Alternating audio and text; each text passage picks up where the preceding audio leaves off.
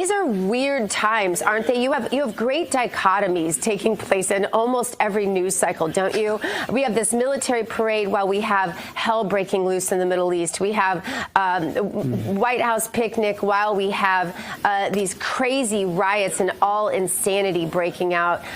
What can you tell us as the latest about these riots? And are they spreading the way that they want them to spread? Let's remember, the same players are behind this. This is recycled. This is recycled, basically domestic terror, Brian, because this is George Soros paying for this. We know this now. These are the same people, same players used for Antifa, BLM, every single other domestic terror situation in our last decade, right?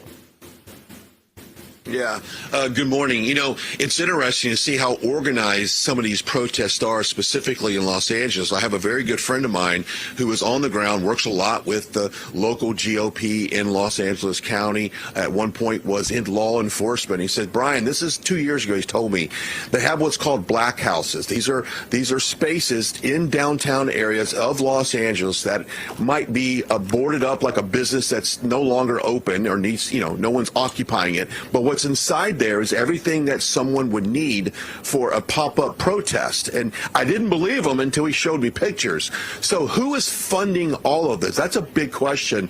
The other day, someone had brought up Act Blue. I don't know if there's any really true ties to that, so I don't want to speculate on that. But these are highly organized. And as the graphic you saw on your screen a few minutes ago, over 1,500 protests scheduled around the country, a lot in Texas. And for someone who has a home in Texas, who was basically raised in Texas, I know the law enforcement in some of these cities, and I'm really curious to see how far these protests will go before the local law enforcement will step in to make sure that no one gets violent. And President Trump has said this before, Dr. Gina. He's not against people coming out and protest. That is their rights as a U.S. citizen.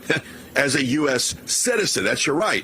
But when you turn violent, turn against police, burn and loot local businesses, that's off the table there.